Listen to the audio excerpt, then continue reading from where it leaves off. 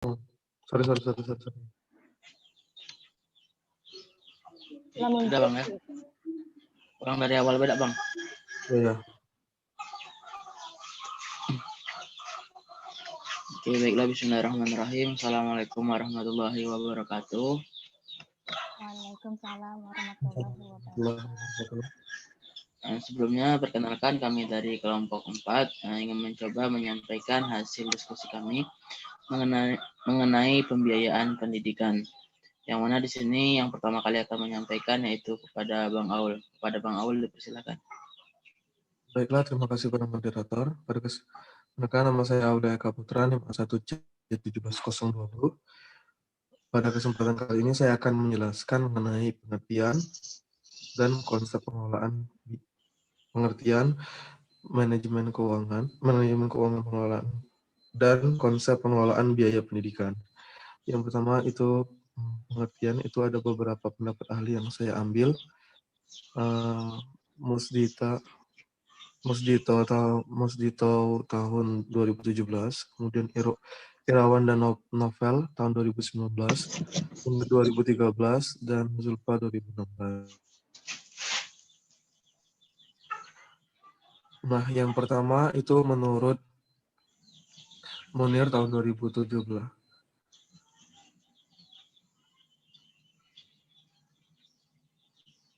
Musdito 2017, halaman 3. Pembiayaan pendidikan merupakan salah satu sistem yang sentral dalam pendidikan. Pembiayaan bagian daripada pendukung penyelenggaraan pendidikan karena menyangkut tentang pembiayaan operasional penyelenggaraan pendidikan dari hal yang terkecil sampai kepada pembiayaan operasional yang besar.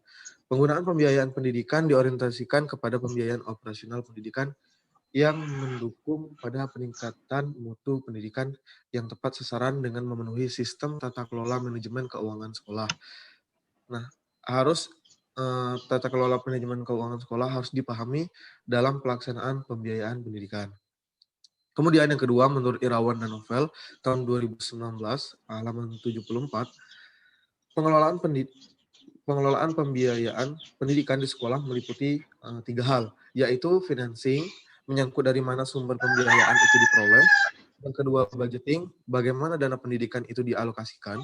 Dan yang ketiga itu accountability, bagaimana anggaran yang diperoleh itu digunakan dan dipertanggungjawabkan.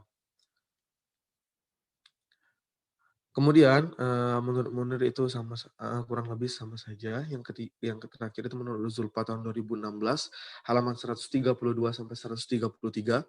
Dalam konsep manajemen pembiayaan pendidikan, maka akan muncul konsep fungsi manajemen. Nah, pembiayaan pendidikan secara umum aktivitas manajemen pembiayaan pendidikan paling tidak mencakup 3 tahap penting, yaitu perencanaan keuangan, budgeting, implementasi, pelaksanaan atau pengeluaran keuangan, accounting, dan tahap penilaian atau evaluasi keuangan, auditing. Perencanaan mencakup pengaturan secara koordinatif terhadap sumber-sumber pembiayaan untuk mencapai sasaran yang diinginkan. Sedangkan implementasi merupakan tindak lanjut dari rencana yang akan dilakukan secara bertahap dan disesuaikan dengan kebutuhan, dan evaluasi merupakan tahap penentuan bahwa sasaran yang telah direncanakan benar-benar telah tercapai. Next, prinsip-prinsip manajemen. Itu manajemen keuangan pendidikan itu ada 4. Nah, manajemen keuangan pendidikan perlu diperhatikan sejumlah prinsip sebagaimana dinyatakan dalam Undang-Undang Nomor 20 Tahun 2003, Pasal 48 dalam Komariah tahun 2018 halaman 80 sampai 81 menyatakan bahwa pengelolaan dana pendidikan berdasarkan pada prinsip keadilan, efisiensi, transparansi, dan akuntabilitas publik. Nah, adapun 4 prinsip-prinsip manajemen keuangan pendidikan, yaitu yang pertama, prinsip keadilan.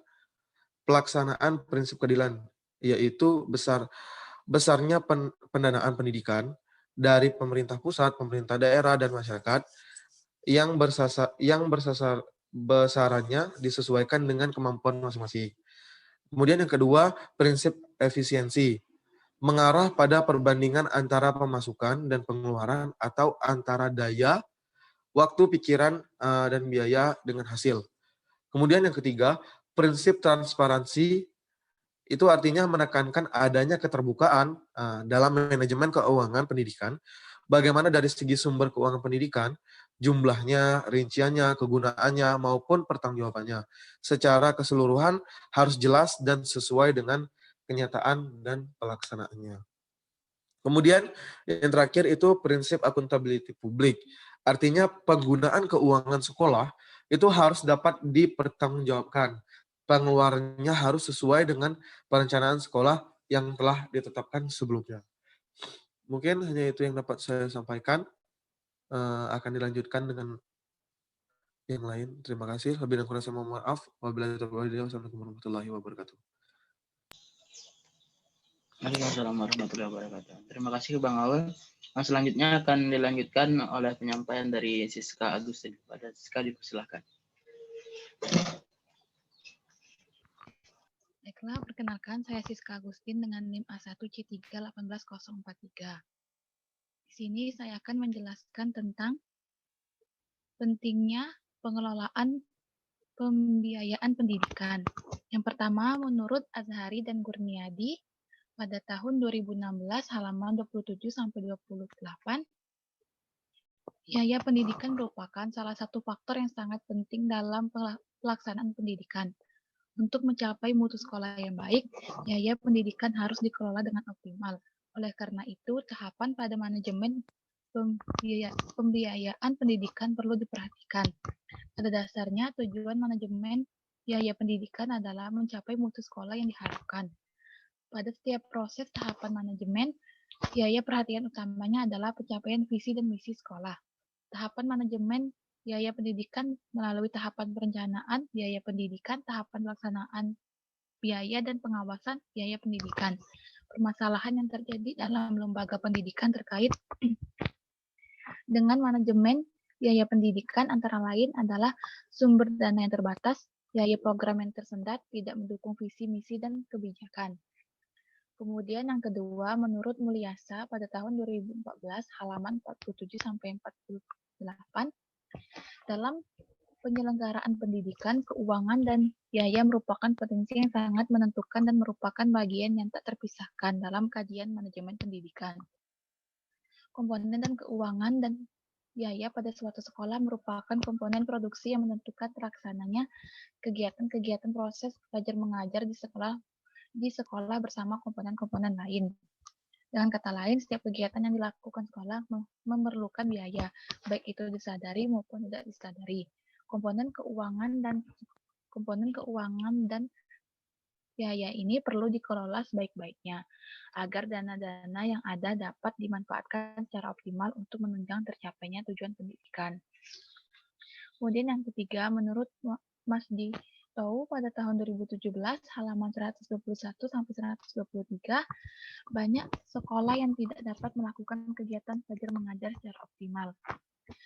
Nah, hanya karena masalah keuangan yang baik untuk menggaji gurunya maupun untuk mengadakan sarana dan prasarana pembelajaran. Dalam hal ini, maupun tuntutan reformasi adalah pendidikan yang murah dan berkualitas. Namun, pendidikan yang berkualitas senantiasa memerlukan dana yang cukup banyak. Tanpa biaya, proses belajar tidak akan dapat berjalan dengan baik. Komponen keuangan dan biaya pendidikan, terutama di madrasah atau sekolah, selayaknya dikelola secara efektif. Biaya pendidikan yang ada di madrasah atau sekolah diatur, direncanakan, dan dipergunakan secara baik dan tepat pada sasaran kebutuhan, dapat bermanfaat secara optimal sesuai dengan tujuan pendidikan. Kemudian yang keempat, menurut Yunas pada tahun 2014 halaman 51, manajemen keuangan dalam pendidikan adalah bidang yang paling penting. Transaksi yang efektif yang menjamin promosi kualitas pendidikan yang dicapai oleh penyediaan sumber daya. Rasio pengeluaran yang tepat dapat dipertahankan dengan menjaga keseimbangan antara pengeluaran untuk guru dan proses belajar serta pengeluaran untuk manajemen dan murid. Baiklah, terima kasih. Inilah penjelasan yang dapat saya sampaikan. Selanjutnya saya kembalikan kepada moderator. Baik, terima kasih kepada Siska Agustin yang telah menjelaskan terkait materi yang tadi. Selanjutnya saya akan mencoba menjelaskan materi mengenai fungsi dan manfaat pengelolaan pembiayaan pendidikan. Nah, di mana di sini ada beberapa ahli. Yang pertama, menurut Muhajirin tahun 2012, pengelolaan biaya pendidikan mempunyai manfaat yang cukup besar bagi kelangsungan pembelajaran di sekolah. Pengelolaan biaya pendidikan bersumber dari partisipan masyarakat untuk meningkatkan jalannya berpendidikan. Tanpa partisipasi masyarakat, maka pendidikan tidak akan berjalan dengan baik. Yang kedua yaitu menurut Mulyasa pada tahun 2014, di mana beliau mengatakan dana pendidikan sebenarnya tidak secara aktual ataupun dengan uang saja, tetapi segala sesuatu pengorbanan yang diberikan untuk setiap aktivitas dalam rangka mencapai tujuan penyelenggaraan pendidikan itu juga merupakan pembiayaan pendidikan. Yang ketiga yaitu menurut Akdon dan kawan-kawan pada tahun 2015, manfaat yang dapat dipetik dari keterlibatan orang tua dalam kegiatan program sekolah mencakup manfaat bagi siswa, bagi peserta didik, orang tua, dan sekolah tersendiri. Next, slide selanjutnya.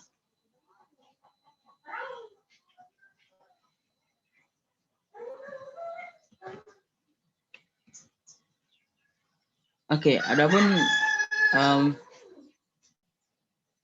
di sini berdasarkan hasil penelitian Manitoba di Amerika Serikat pada tahun 1994, manfaat dari pengelolaan pendidikan itu terdapat beberapa manfaat, yaitu yang pertama manfaat bagi siswa, yaitu yang pertama dapat memperbaiki hasil dari akademik siswa, yang kedua dapat memperbaiki perilaku siswa di sekolah, yang ketiga meningkatkan motivasi belajar siswa di sekolah, dan yang keempat yaitu menurunkan angka putus asa sekolah ataupun putus sekolah. Jadi nilai putus sekolah bagi masyarakat itu minim. Yang kedua yaitu fungsi dan manfaat bagi orang tua siswa, di mana di sini dapat meningkatkan rasa kepuasan, harga diri, dan percaya diri orang tua. Selanjutnya munculnya gagasan baru untuk menolong anaknya belajar sebagai hasil bekerja di lingkungan sekolah. Yang ketiga yaitu menambah pengetahuan tentang perkembangan anak. Yang keempat memperkuat jaringan kerja sosial. Selanjutnya yaitu memperluas kesempatan untuk terlibat dalam masyarakat dan jaringan kerja lainnya. Yang selanjutnya yaitu meningkatkan pengawasan terhadap lingkungan anaknya.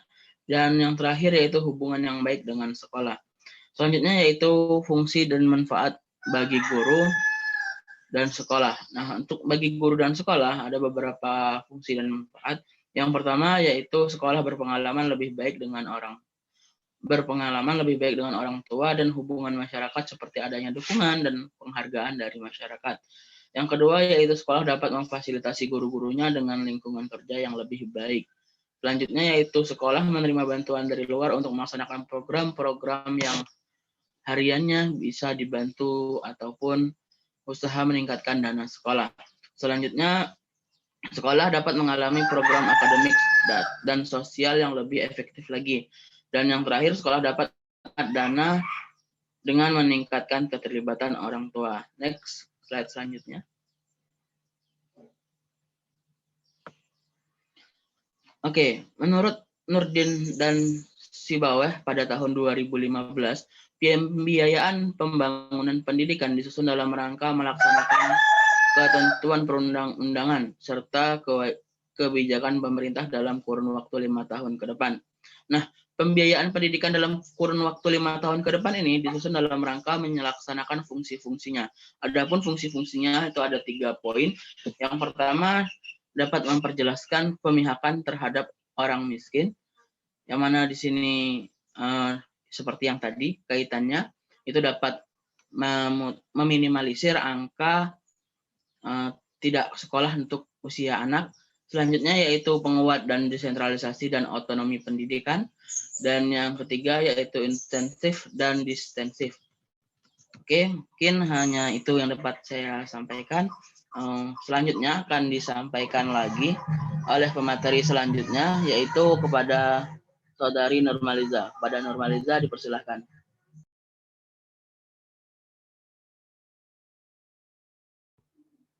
Baiklah, selanjutnya saya akan menjelaskan tentang jenis-jenis biaya pendidikan.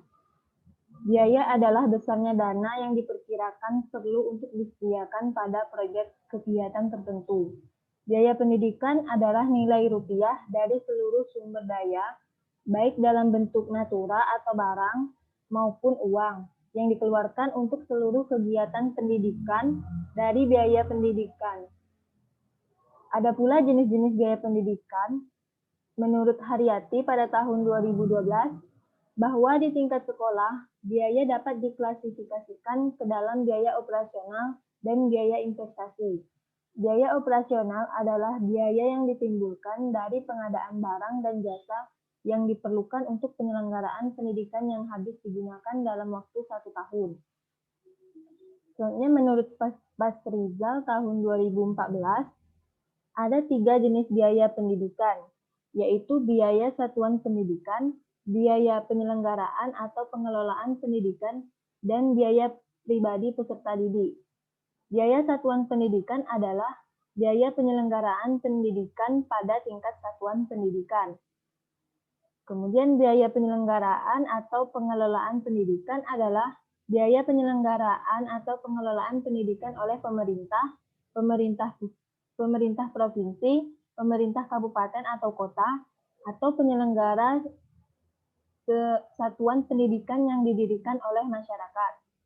Kemudian biaya pribadi peserta didik adalah biaya pendidikan yang harus dikeluarkan oleh peserta didik untuk bisa mengikuti proses pembelajaran secara teratur dan berkelanjutan. Selanjutnya, menurut Fatah pada tahun 2012, menyatakan bahwa struktur biaya pendidikan terdiri dari biaya satuan pendidikan, biaya personal, dan biaya penyelenggaraan atau pengelolaan satuan pendidikan. Biaya satuan pendidikan ini meliputi biaya investasi dan biaya operasi. Biaya investasi terdiri dari biaya investasi lahan pendidikan maupun biaya investasi selain lahan pendidikan. Biaya operasi terdiri dari biaya personalia dan biaya non-personalia. Biaya non-personalia ini ada pula jenisnya, yaitu beasiswa, beasiswa prestasi, dan bantuan biaya pendidikan. Yang B, biaya penyelenggaraan dan pengelolaan satuan pendidikan meliputi biaya investasi dan biaya operasi. Kemudian yang C, biaya personal. Biaya personal terdiri dari biaya personalia atau biaya pegawai dan biaya non-personalia, bukan pegawai. Selanjutnya, menurut Akdon dan kawan-kawan pada tahun 2015, pada umumnya terdapat 4 kategori biaya, yaitu biaya langsung, biaya tidak langsung, biaya pribadi, dan biaya sosial. Biaya langsung adalah biaya yang langsung menyentuh aspek dan proses pendidikan, misalnya gaji guru dan pegawai, pengadaan fasilitas belajar, ATK, buku rujukan guru, dan buku pegangan siswa. Biaya tidak langsung adalah biaya yang dikeluarkan oleh siswa, orang tua, atau masyarakat untuk menunjang keperluan yang tidak langsung seperti biaya hidup, pakaian, kesehatan, gizi, transportasi, pemondokan, dan biaya kesempatan yang hilang selama pendidikan. Yang ketiga, biaya pribadi adalah biaya yang dikeluarkan oleh keluarga untuk membiayai sekolah anaknya. Di dalamnya termasuk biaya kesempatan yang hilang. Biaya ini meliputi uang sekolah, ongkos, dan pengeluaran lainnya yang dibayar secara pribadi. Dan yang terakhir yaitu biaya sosial, adalah biaya yang dikeluarkan oleh masyarakat untuk membiayai sekolah, termasuk di dalamnya biaya yang dikeluarkan oleh keluarga secara perorangan, namun tidak semua biaya sosial dapat dimasukkan ke dalam biaya pribadi. Baiklah, hanya itu yang saya dapat sampaikan. Saya kembalikan ke moderator. Baiklah, terima kasih kepada Saudari Normaliza. Untuk selanjutnya itu akan disampaikan oleh Agustin. Kepada Agustin dipersilakan.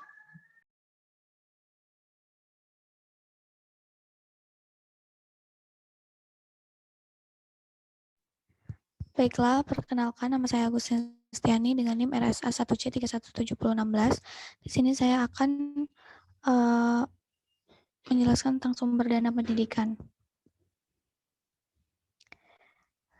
Menurut Mulyasa tahun 2005 dalam Nafisa, dalam penyelenggaraan pendidikan, keuangan, dan pembiayaan merupakan potensi yang sangat menentukan dan merupakan bagian yang tak terpisahkan dalam kajian manajemen pendidikan. Keuangan merupakan komponen produksi yang menentukan terlaksananya kegiatan-kegiatan proses belajar mengajar di sekolah bersama komponen lain. Sedangkan menurut Sulistyorini dalam Komariah, bahwa secara garis besar sumber keuangan pendidikan dapat dikelompokkan menjadi 3, yaitu pemerintah, baik itu pemerintah pusat, pemerintah daerah, maupun keduanya, orang tua siswa, dan masyarakat, baik yang sifatnya mengikat maupun tidak mengikat. Yang ketiga itu menurut Rahman, yaitu biaya pendidikan yang dikeluarkan untuk penyelenggaraan pendidikan tidak akan tampak hasilnya secara nyata dalam waktu yang relatif singkat. Oleh karena itu, uang yang dikeluarkan oleh pemerintah, masyarakat, maupun orang tua untuk membeli pendidikan bagi anaknya harus dipandang sebagai investasi. Biaya yang dikeluarkan di bidang pendidikan sebagai bentuk investasi pada periode tertentu pada masa yang akan datang harus menghasilkan keuntungan atau manfaat baik dalam bentuk finansial maupun non-finansial. Next. Pembiayaan pendidikan dari pemerintah pusat. Menurut Mas Edito, sistem pendidikan di Indonesia memperlihatkan bahwa biaya sekolah masih dibebankan sebagian besar kepada pemerintah. Karena itu, jumlah anggaran pendidikan di tengah perkembangan ekonomi kita yang kurang baik sangatlah minim. Terlebih lagi, kurang seriusnya pemerintah dalam mencurahkan perhatiannya terhadap pendidikan yang belum memandangkan sebagai sektor ekonomi prioritas. Sedangkan menurut Rahmah, sumber keuangan pada suatu sekolah secara garis besar dapat dikelompokkan menjadi 3, yaitu pemerintah, orang tua, dan masyarakat. Selanjutnya, menurut Martin dan Mas Edito, menjelaskan bahwa sumber dana dari pemerintah pusat adalah berasal dari APBN baik untuk membiayai kegiatan rutin yang tercantum dalam DIK maupun membiayai kegiatan pembangunan yang tercantum dalam DIP. Selanjutnya, menurut Widiatmoko, Dana BOS merupakan suatu program pemerintah untuk membantu penyediaan pendanaan biaya operasional dan non-operasional sekolah. Program BOS dikomadani oleh Kementerian Pendidikan dan Kebudayaan, yang mana dalam pelaksanaannya penyaluran dan pengelolaan wajib berpedoman pada buku petunjuk teknis penggunaan dana BOS yang diterbitkan oleh Kemendikbud. Selanjutnya,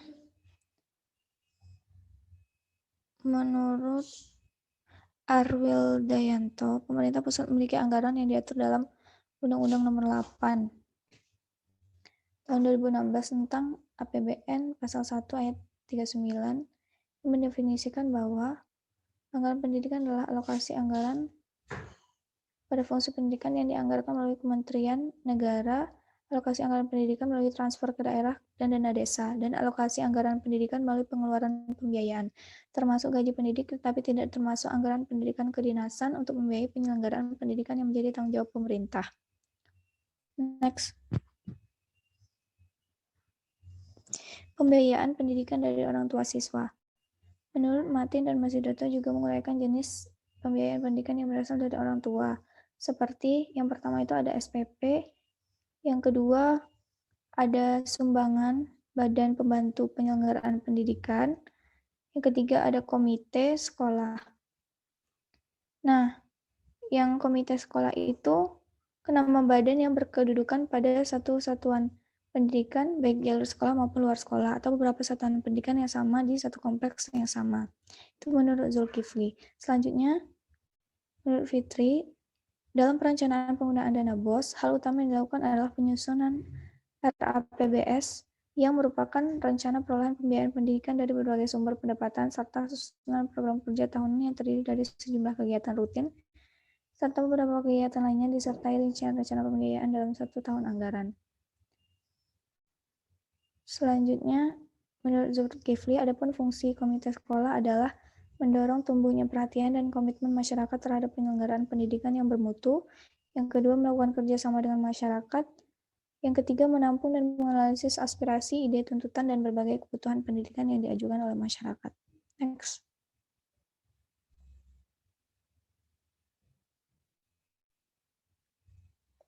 Sumber dari pihak lain.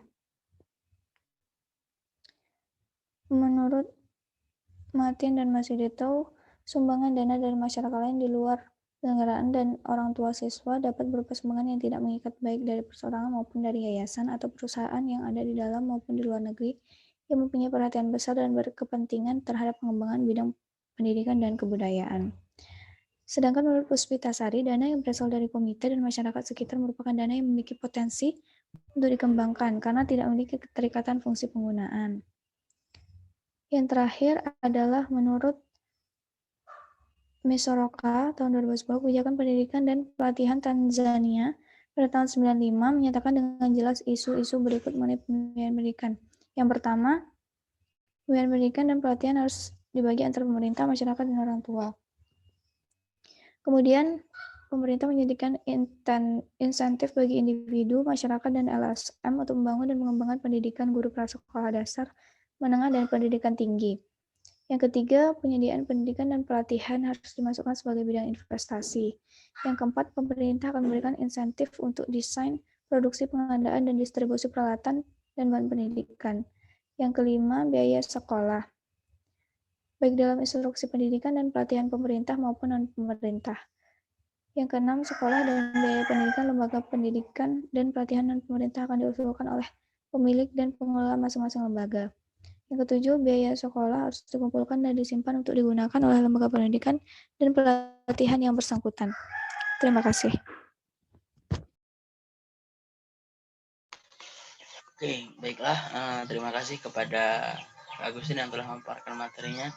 Mungkin dari kelompok kami hanya itu saja materinya, dan selanjutnya akan dilaksanakan ataupun dilanjutkan oleh sesi tanya jawab.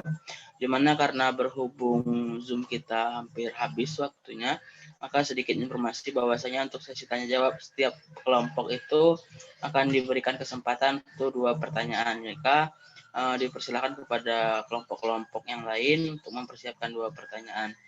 Dan mungkin ini waktunya hampir habis juga, silahkan keluar dan nanti silahkan login kembali menggunakan link yang sama.